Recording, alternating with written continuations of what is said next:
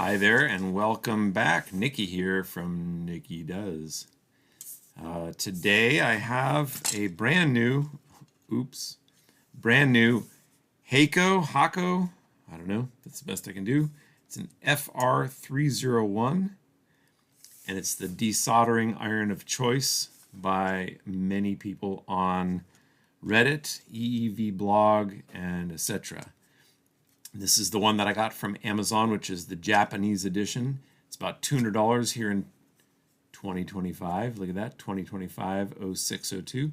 So around that time is when I'm buying it. This is September now. I think I bought it in August.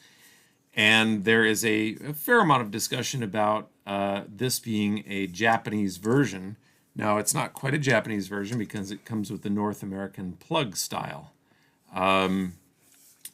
In case you're wondering, and I don't know where it's written this, but it is made in Japan. I don't know where I saw that. Maybe in the manual or on the box. I don't know, but it is definitely not made in China or something like this. This is made in Japan. And the reason why it's already opened is because it is the 98 watt version, 100 volts. And there is certainly some chatter about this. I'm not the only one, and I'm not the first or the only one to come to this conclusion, but I did originally think, oh, you know, it's 98 watts, 100 volts.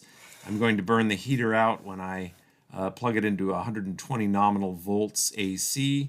It's going to be over temp. No, because it has a temperature control loop in it. But it's going to be too hot when it is on. Maybe when it first heats up, it's going to be too hot. So the first thing I did was look in the parts manual. And yes, in fact, there's a different heater for the North American 120 volt, but that turns out to be nonsense. And many people have done the simple power calculation to determine that 120 volts, and I don't remember the number, at 120 volts, it's like 112 watts or 118 watts or something. It's 20% more than 100 volts is what it is. It's the same heater. Ohm's law works. It's the same heater. I don't know why they sell different heaters with different part numbers for the different markets, but it is the same heater. It turns out that the only difference between the two, from people who have done huge amounts of comparisons, is the voltage divider, simple voltage divider used to drive this motor right here, which is changes the board version, or the board edition, I suppose you could call it. And we'll see that in just a second, but I figured I'd go through this a little bit more step by step to show you how to take it apart. Obviously, I've already removed the screws from it, because who wants to watch me screw or unscrew screws? Keep it clean here. So to get the cover off, we've got 4 screws on the handle. They're probably JIS, but number 2 Phillips works quite well for them. It is into plastic, so when you put these back in, you will want to do the backup until it drops into the cut thread trick before just cramming the screws forward. I mean, I think this thing is beautifully made, so I would want to keep it as nice as possible, as nice as I can. You've also got to remove the upper 2 screws of this heater system up here, because 2 of the screws go into the threaded inserts on the upper part of the clamshell case, and 2 of them go in the bottom. So those are machine screws, and I believe I used a number 1. I've got this funky Lutz that I really like, the interchangeable style male and female, or female Phillips and flathead that I like to use, and that fit great in here. So I think a number 1 worked well in there, but in any case, you'll figure that out.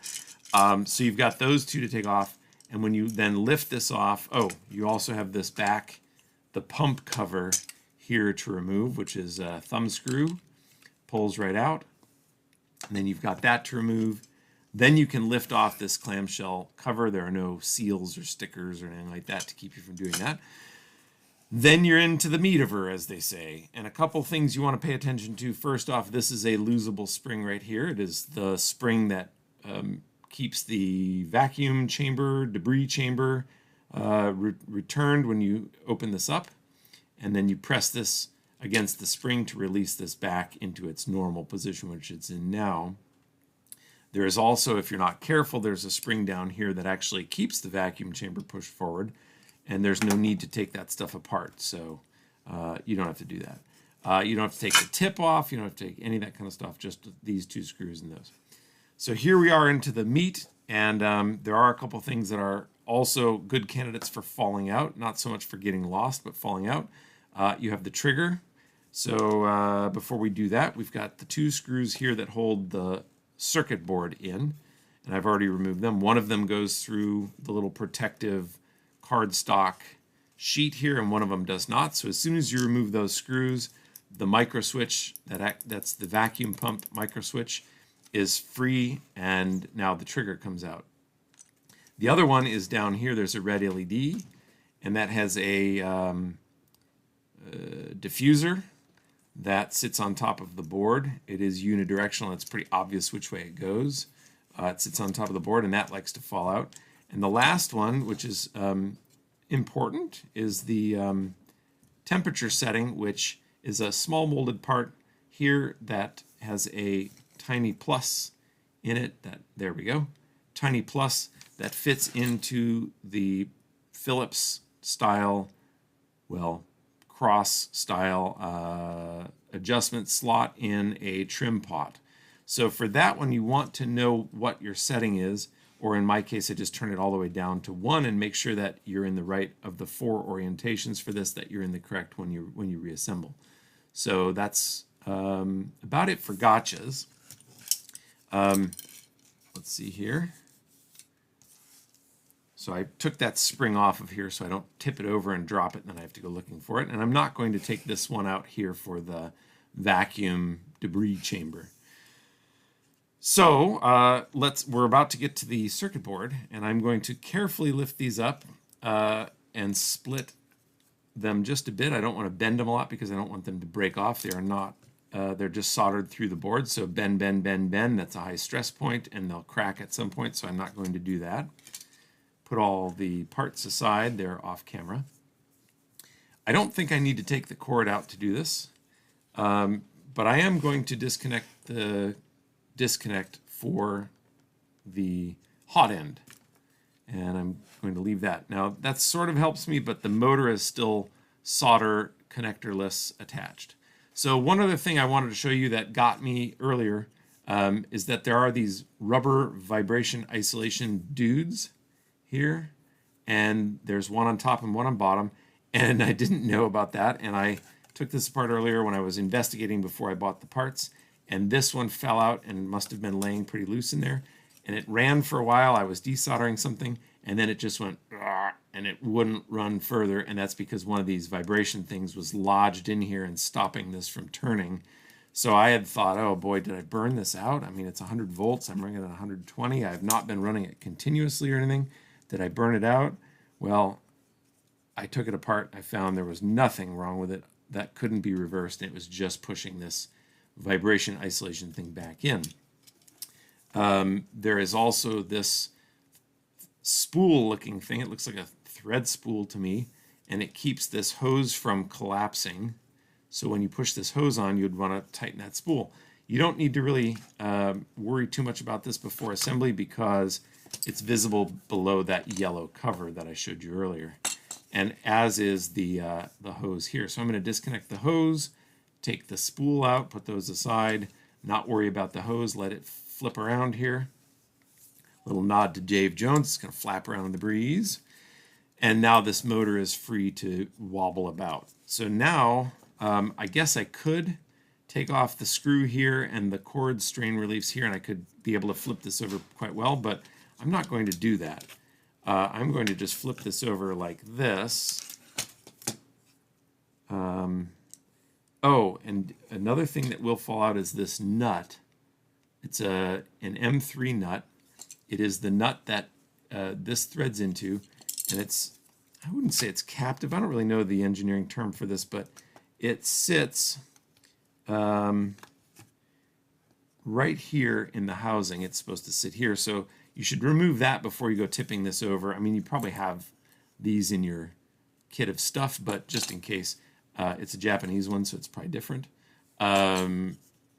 It's right there in this little recess. So now I should be able to tip this over without problem, and I can see the board.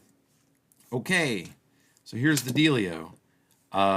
You can see on the board here, there is a dot at the 100 volt, but there's no dot at 120, 220, or 240. The difference between the 100 and 120 volt is this resistor set here. And right now there is a 10 ohm resistor, a single 10 ohm resistor, that's between the power supply and the motor over here. And what we need instead, through the genius of somebody who isn't me, I think took pictures of this, we need two 300K resistors in parallel. And that is what we need to do going forward. So I ordered some of those from the company that nobody's ever heard of, and we shall not name here. I'll blank off this so that we don't promote any particular vendor. There, now that that's blanked off, that's a part number right there. Here we go. Wait, there we go. For DigiKey. All right, no more silliness. If you're ever up in Thief River Falls, make sure to look up DigiKey and go see them, I suppose. These are the exact correct resistor, which is kind of fun for me, from, I don't know how you say it, KOA Speer Electronics. And they are 5% 2 watt, 300 ohm resistors. You can see it up in the part description. There's the part number for you. Super easy to find once you know what to look for on DigiKey, and you can see from the date there, 5th of September 2025. I just ordered these. So, yeah, 2 of those resistors up there. About the only thing we're not going to have that's super awesome factory is there are some silicone tubes right here. They're nice and supple. I like to say supple when I talk about silicone. They're supple, and there are 2 tubes in here on the leads, and I don't pretend to know exactly what that really does. I guess, seems to me it would insulate the heat there, but I guess it keeps the heat from the resistor from moving down and discoloring the board. That would be my guess. I do not plan on putting both of those on, finding more silicone tubing when I do this job. So I'm going to desolder this one resistor, open up the holes for the other resistor because this was certainly wave soldered, so those holes are filled. I'm going to open up the 2 holes for the other resistor. I will then bend and solder in these resistors, and I'll be back.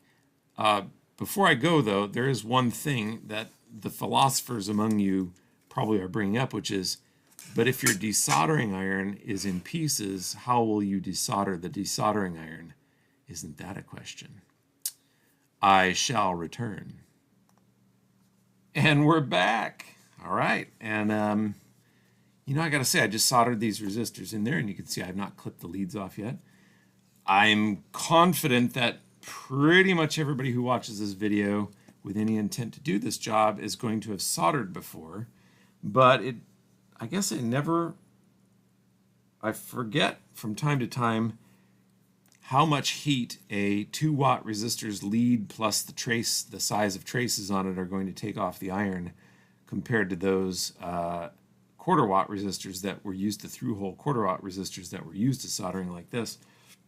And certainly I used the bigger chisel tip and my iron. I used my normal 350 degrees C, but my chisel tip iron.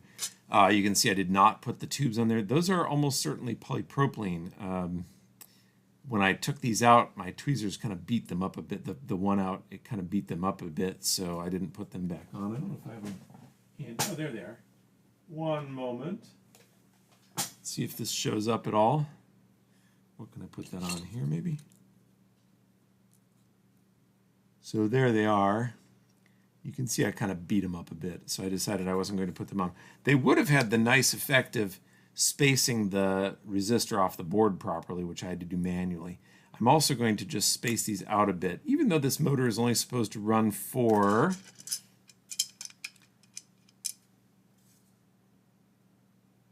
5 seconds on, 10 seconds off. Can that just work, please? Please? No. I can't get the reflection off of it for it to work. That says 5 seconds on, 10 seconds off. Believe me. yeah, I'm going to just spread them apart a little bit, even though I don't think that's necessary.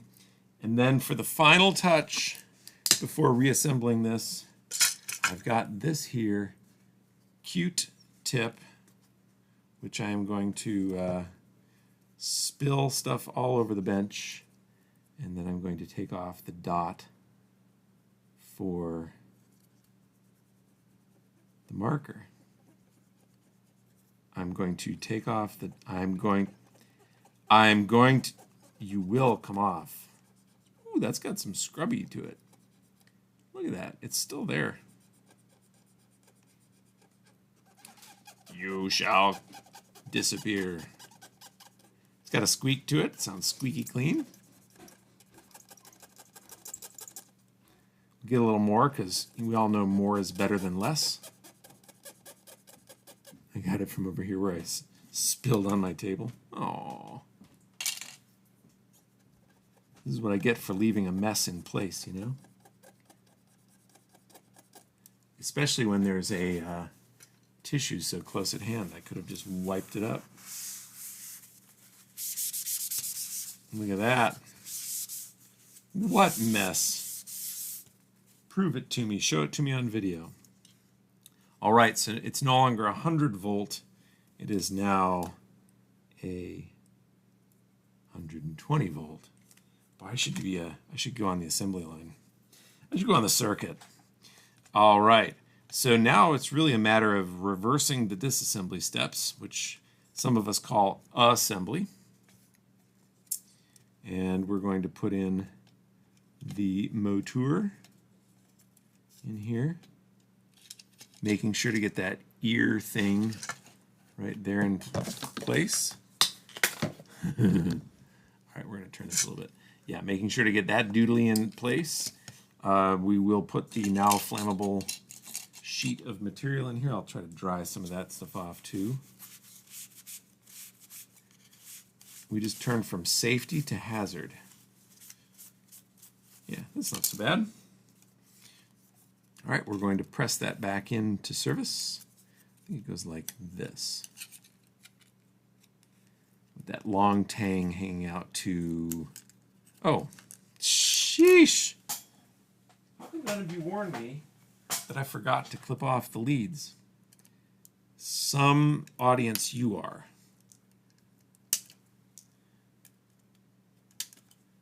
That's it. I'm going to do nothing. All right, so now that I've clipped off the leads, I'm going to slide in this insulative part once again. I think I'm wrong. Am I wrong? I think it goes like that. Yes, because it wants to cover that part of the board. I know you're all screaming at me right now. Leave it in the comments. You don't know how to put together your thing-a-madoodly. All right, so we're going to put this on, the trigger bit back on, and this diffuser. Whenever I put something back together that I've taken apart like this, I always think of the people in the factory that make it, and I think of how they would laugh at me for struggling so much for something that they do many times a day, and they'd be like, wow, this guy's a fool. This is an engineer. This is what you get for an engineer. You go to school for all those years, and you can't even put a thing together. Well, I can, but I can't do it quickly. So now comes that screw. See, that feels nice when it goes in there because I found the old threads. And it does not have to be super tight. That's the other thing I tell my children's is when you reassemble this stuff into plastic, it's really only there to hold the thing in place. It doesn't have to be super tightly bound. All right, so the rubber dude, let's get you on camera here. The rubber dude in here is in place. The rubber dude up top is in place. We're going to put this spring back. We're going to put this nut back. I've got to check, something I didn't do is I've got to check the rotation of this little member here, which I think I can put in after. Yeah. So now I'm going to turn that all the way down.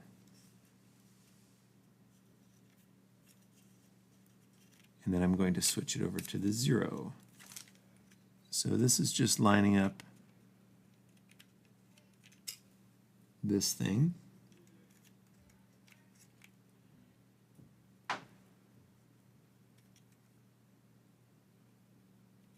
And I know it should be obvious which way I have to go with this, but it's not.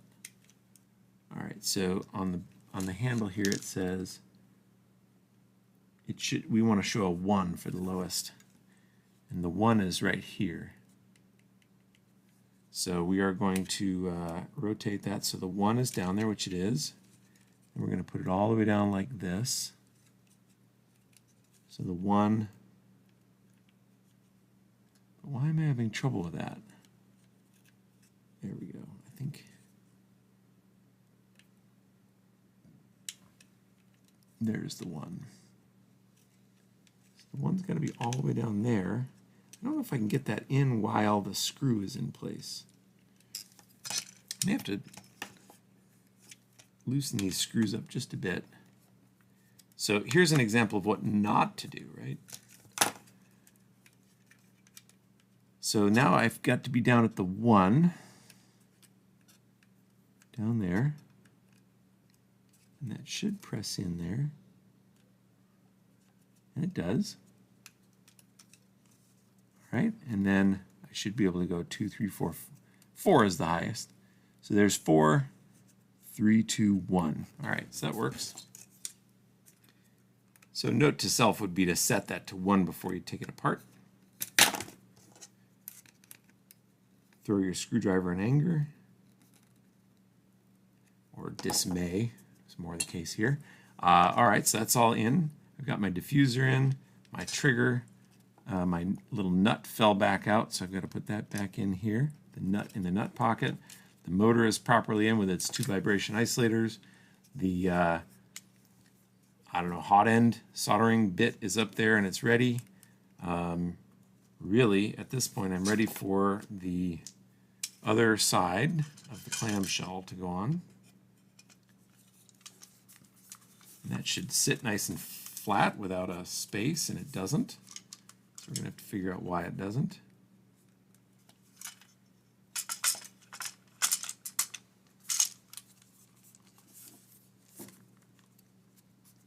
Oh, there we go. A little click sounds good.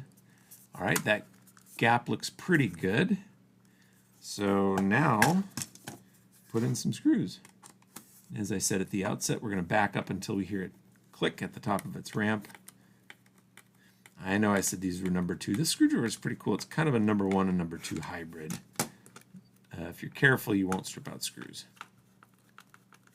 Not the best for this job, but certainly adequate. All right, third one.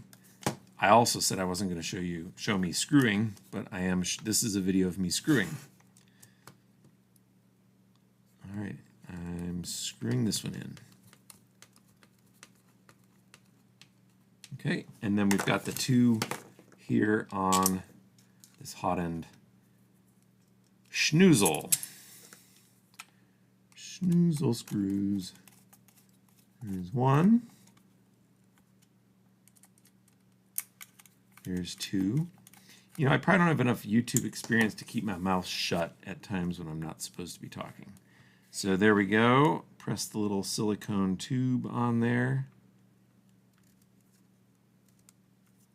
with its spool right there, its little thread spool. Slide on the yellow cover. Thread that one in. And now for the test. Let's reach over here for a plug outlet. This does have a power switch back here, and it turns on that red LED. There's the red LED, and let's hear how it sounds. Whoa, that's nice. It's got like a slower start than it did before. Oh, that's great. That sounds perfect. I don't really know why 5 seconds on, 10 seconds off. I suppose those resistors would get hot. I suspect that would be the failure point, not the actual motor. And then here, of course, we have this set to 1, which is between 350 and 360, no, 250C. So we like to run around 400C, which is number 2 on the dial, and I'm not checking this right now. So number 2, it smells hot. See, that thing hasn't even barely been used yet. Barely been used. Yeah, it's great. This is perfect. I've just modified this. The only thing I haven't done is mark that to say 120 volts, not 100, which I might do. Well, as always, thanks for watching. Thanks for joining me on this journey of turning the Japanese spec Haako FR-301 to a North American spec model. And I hope your conversion goes as successfully as mine did. And if you're just watching this for fun, well, I get it. Thanks for watching.